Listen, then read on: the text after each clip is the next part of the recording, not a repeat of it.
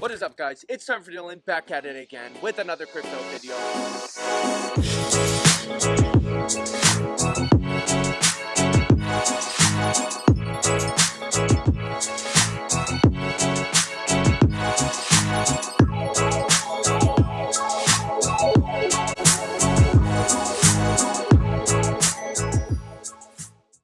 What is up, guys? It's TimeForDillon back at it again with another programming tutorial. If you guys are new here, just want to say thanks for checking out the channel. This is going to be our second series, Intermediate Python Programming.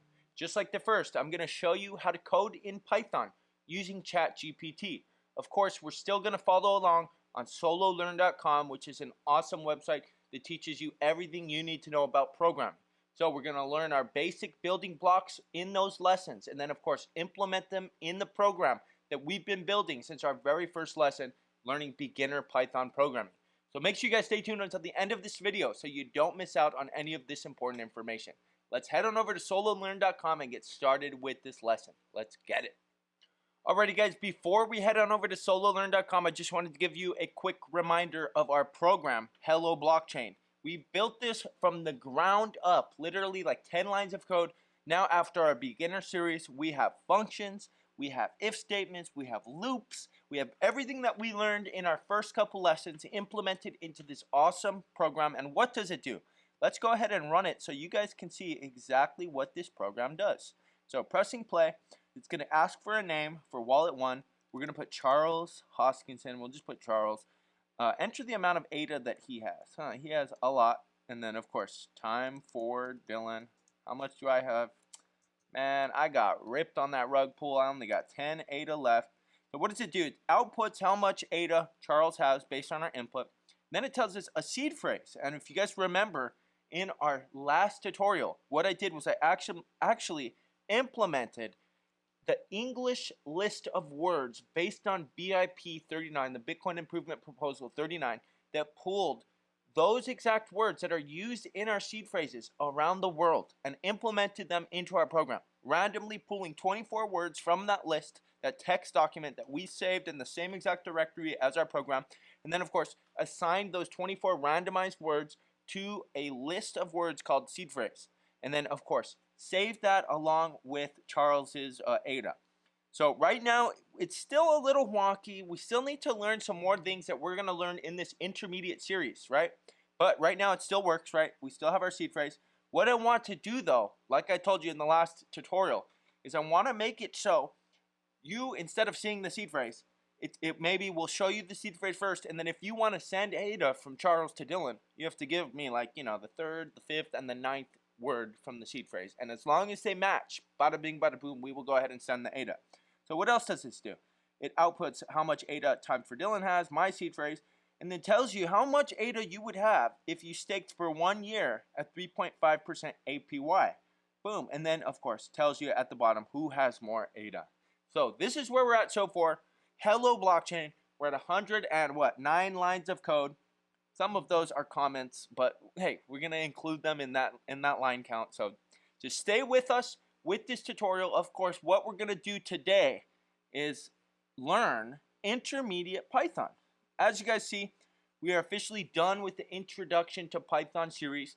We got our very own certificate, which is awesome because you guys can show that to your future employers if you don't plan on going to school. I'm actually going to school for this. However, I think it's cool to have supplementary certifications from websites showing that you did extra work. Shows that you are really serious about this, and not only do you have a degree, worthless piece of paper in my opinion, but you also have real life experience from a website that is 100% all about programming. So Introduction to Python, we completed that. Now what we're going to do is we're going to start our Python Intermediate series. Now what is the first thing we have to do? First thing is on collection types. So we're going to, introduce the topic, talk about dictionaries, dictionary functions, tuples, tuple impaction, sets, list comprehensions, and then of course finish up with a quiz. So just like last time, what I'm going to do is I'm going to fast forward through this entire lesson. At the very end, we are going to meet back up. I'm going to tell you everything that we talked about in these lessons, and then we're going to implement them into our Hello Blockchain program. So without further ado, let's get started with introduction to collection types. Let's get it.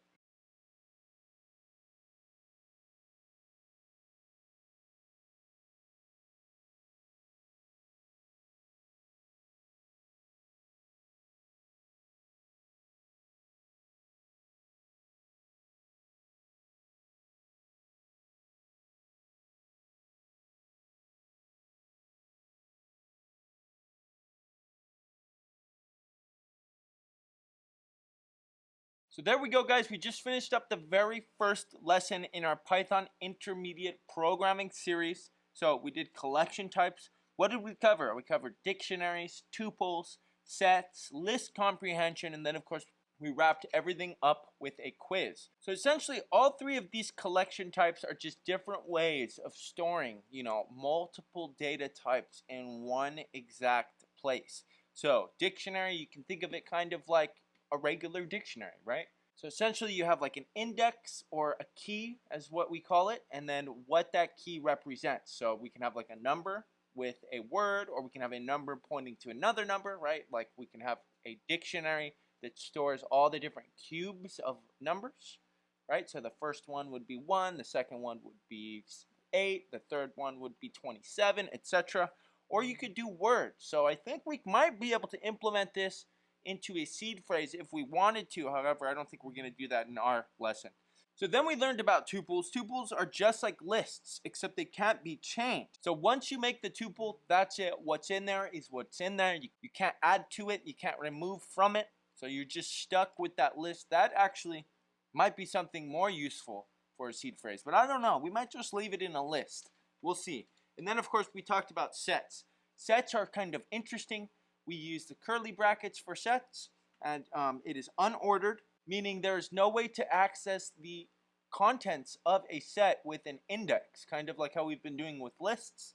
You can, pull index number 0, it'll tell you what's in there. Instead, to access what's in that set, you have to use the in keyword. So you'd say 3 in number set, and if it's in there, boom, we'll print it out, we'll return true, etc. You can add to it with the .add method or .remove method to remove something from it. So pretty cool stuff. Now let's head on over to our program and try and implement some new features to our program. So what I really want to do with this program is, and I think we kind of need to do this, if we want to do what I've been talking about, which is kind of link the wallet to the seed phrase, right, to the name, all of that in one space. Really, the only way to do that is to make a class. And this is object-oriented programming, creating an object. And the object is going to be the crypto DEGEN. That's really what I think we need to do. Now, we haven't learned this yet, and I know that it's coming up in our lessons, one lesson away. So it's not our next lesson, but it's the next one after that. And in this lesson, we're going to be talking about classes. Now, what we need to do is we just kind of need to jump ahead and go ahead and ask ChatGPT how to make a class. So let's go ahead and do that. ChatGPT, how do I make a class in Python? Boom. So we use the class keyword followed by the name of the class. And then, of course, we have this def, which is, as we know, it's a function, right? Except the thing is, when we have functions that are tied to classes, we call them methods. So that's kind of like the different methods we've been using so far, using the dot, like random dot choice. Random would be the class. Choice would be the method.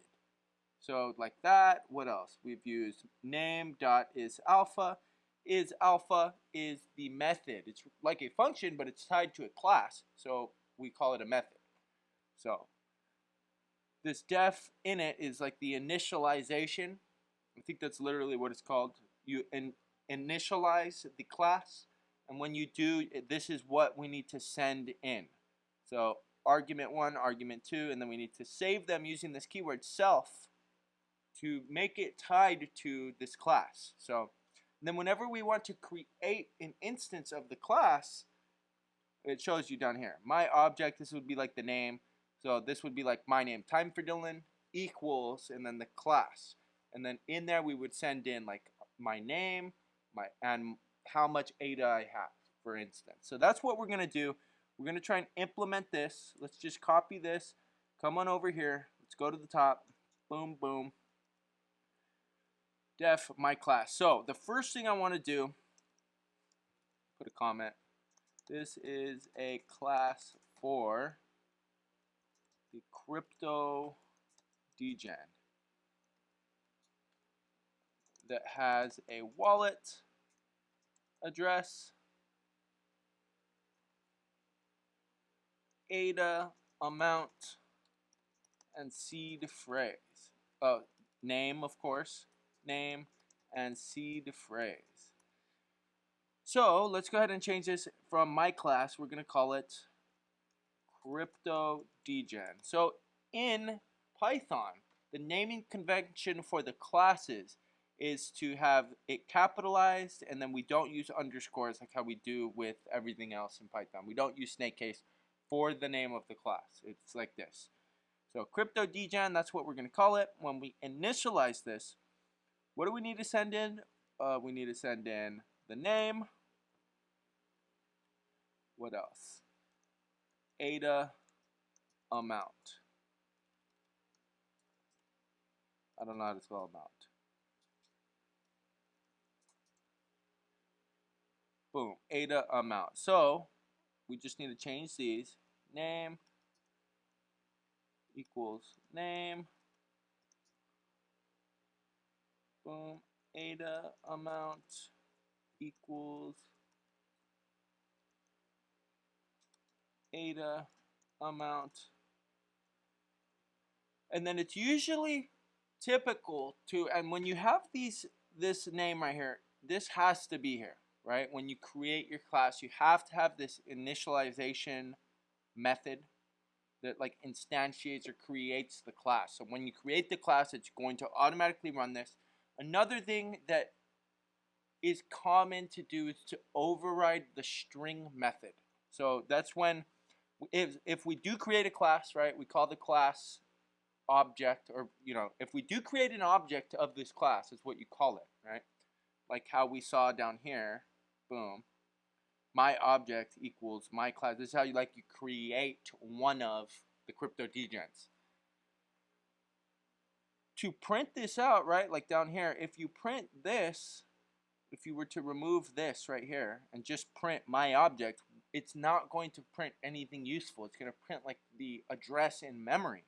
So one way to fix that would be to go ahead and create a method that overrides the string method. And you do that with 2 underscores, str, boom. You always have to send in self. That's just like the default argument to make sure that it's a method. Boom, put the colon, and then you print out, boom, crypto DEGEN name, boom, plus self.name, plus, boom, comma,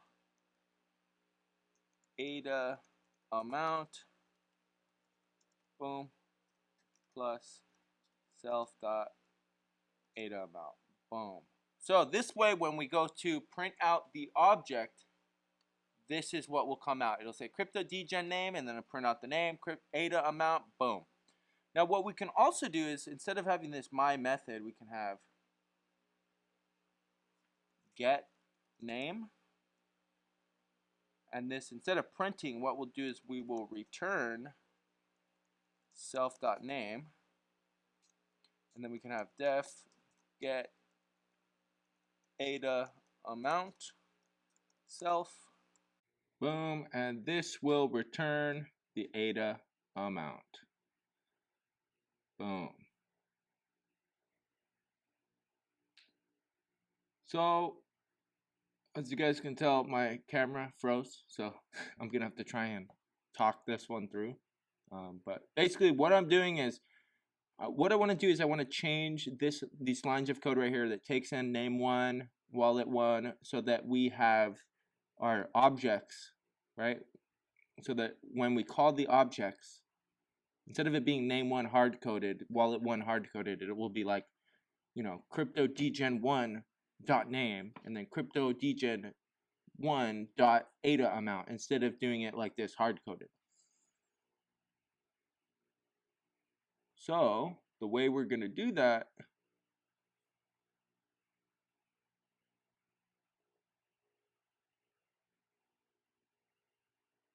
right here, I'm just trying to make sure that it's still working, which it is. I'm still recording. That's probably what jacked up my camera right there. I don't know why I got frozen, but whatever, we're still here. You guys can still see me code, and I'm going to tell you exactly what you need to do.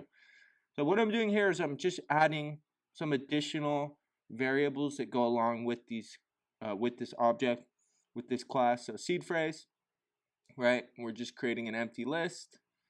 And then of course, what else did we need? Oh, I'm telling you here, we could send in the seed phrase, right, as an argument when we create this object, but we don't have to, and that's not what we're going to do. So what I'm going to do now is I'm actually going to take this seed phrase, this definition of a seed phrase, this function, and I'm going to create a method in the class so that really when we instantiate an object, we can just bada bing, bada boom, call this seed phrase function, which would now be a method since we're going to tie it to the class, directly from that instantiation method. So right here, I'm just placing it in there. We can even leave the name the exact same. You just got to add self as the argument whenever it's tied to the class. So just make sure that you do that. And then up here,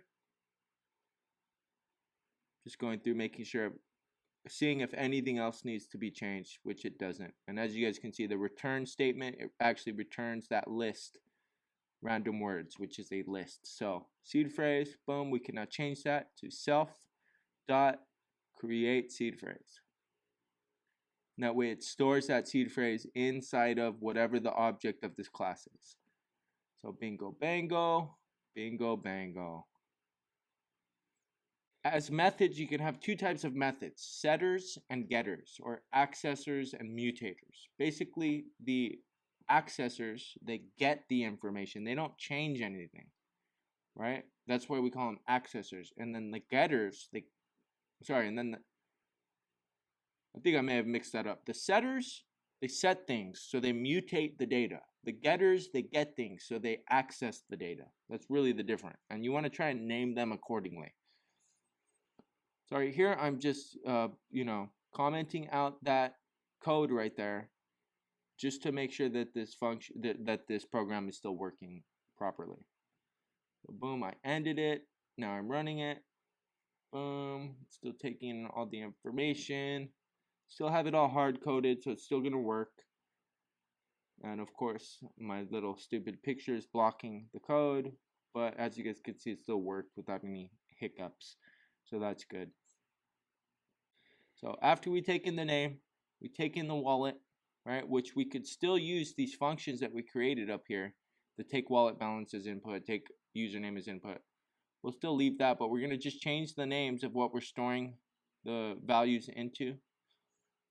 Right, ADA amount, we're going to set them as ADA amount just to remain consistent with what the variables in our class are named. Like I said earlier, we got to add the wallet address, and for now we're just going to leave it blank. But eventually we're going to need that to do what I was talking about at the beginning of this video, which is, have the ability to send ADA from one wallet to another. We need to know the wallet address, blah, blah, blah. But of course, all of that we're going to talk about much later after we've actually done the object-oriented programming lesson. So what we're going to do now is we're going to change all of this code that had wallet 1, wallet 2, all that, so that it will work with our updates now. And then, of course, we're going to go back through and change all that stuff. So boom, ADA amount 1, ADA amount 2. All that's still good. And then down here, we'll just change this ADA amount 1, ADA amount 2. And then right here, ADA amount 1, ADA amount 2.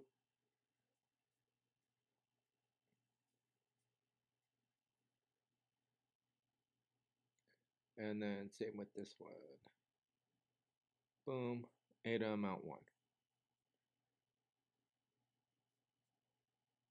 And that should be good. Oh, and then up here we gotta correct this typo to ADA amount 1 or 2, sorry. Now when we run it, it should work. Boom, D 100, C 200, boom. Now it's working. All right, so what we're gonna do now is we could still leave all of this the exact same, but what we're gonna do is we're gonna create a crypto DEGEN object with the name 1 and ADA amount 1 as the input. Boom. So to do that, we'll just go ahead and create a name. So just like how we did, or just like how we saw with ChatGPT, when it told us, you know, we could do my object, but for this one, we'll do Charles Hoskinson. Actually, we'll just leave it as Charles. And we'll make him a crypto DEGEN. Boom, with the name as name 1, and then of course ADA amount as ADA amount 1. Boom.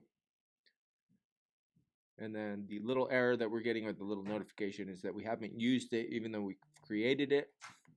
But as you guys can see, the name 1 and the ADA amount, it's consistent with our initialization method up here. So as you guys can see, the wallet address, we're setting it as none because we're not going to use it. And then same with the seed phrase, it's already created with that method that we created or moved up to our class. So what I want to do now, well, as you guys can see, right, we still have these functions, the take wallet balance as input and the take username as input. That is doing our type checking. So it's making sure that what we send in as the username is actually a string. And then what we send in as a wallet number, right, the ADA amount, we're making sure that that, in fact, is a number. So let's go ahead and copy that, create another object. This one we're going to name TimeForDillon. And then we're going to set those values. Instead of name 1 and name 2, or name 1 and ADA amount 1, we'll do name 2 and ADA amount 2. Now we can fix this code right here. Instead of doing name 1, we're going to call the method from our object, the getName method, which will return a string. And then we're going to do the same with the wallet one. Instead, we're going to do, the object name with that method to get the ADA amount. So that should work now. And then, of course, same thing with this next line. We'll just update the variables so that it works with our object now. Boom. And then for the seed phrase, we actually need to go upstairs into our object definition. And we need to create a get seed phrase because we only have a create seed phrase. So right under our create seed phrase method, we will just go ahead and create a get seed phrase method. And make sure to always pass in self.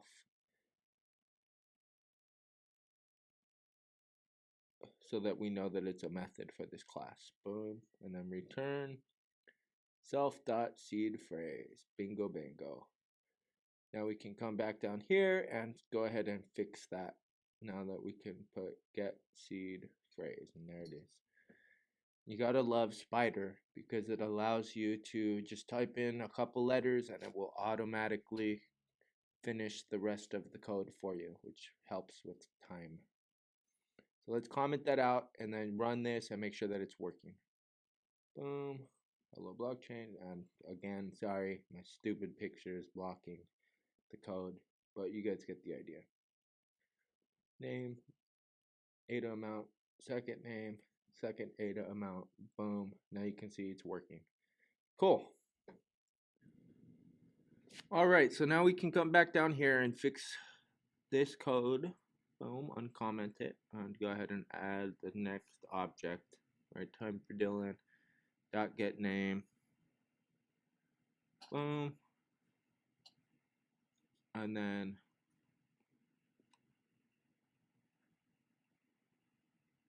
yeah, we got to uncomment that. And then right here, we'll do TimeForDillon.get ADA amount. Boom. And then the next line, we'll just go ahead and copy that, paste it there. Boom. And over here on the create seed phrase. And actually, the first thing we need to do is take these global variables and we'll put those global variables as class variables. That way they're only accessible in the scope of our class. And then what we need to do is take this calculate return per epoch function as well as the while loop in our main function, and we need to move both of those into the class as methods. So we'll come up here, we'll put this one right here. And then the errors that we're getting is the APY. Since we move that into the class scope, it's a class variable. The way that you access it is kind of like, you know, the other variables in the init with the self, except instead of doing self.apy, you do the name of the class.apy. So cryptodegen.apy.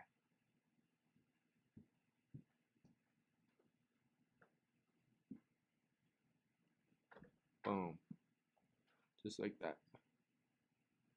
So we could get this while loop right here, take it upstairs, but what we really want to do is make it as a method of our class. So we will name it get return, or you know what, we'll call it get stake rewards.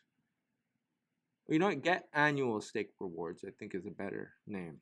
Get annual stake rewards, boom. Don't forget to send in self, and then we can paste that while loop that we stole from the main function, stick it right there. Boom. And now we only need one of these lines. And instead of ADA amount 1, we'll do self.ADA amount. And then boom, boom, boom, boom, boom. And yeah, what do we need to do? We need to actually, instead of doing it like that, plus equals, because we don't want to change the ADA amount. We want to create a new variable that will just be in the scope of this method.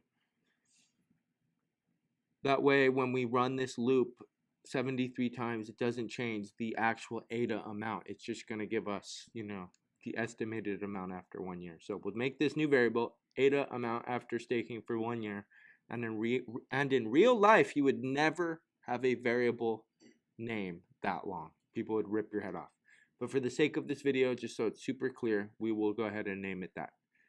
So, boom. This is what we will be adding to in this while loop. So, boom.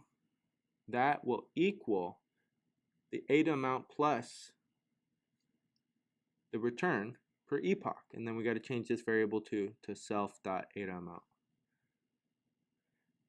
Bingo, bango. And now that should work. We just need to return ADA amount after staking for 1 year. Oh, and then of course we gotta, when we call that function, we have to address it as self.calculate return per epoch.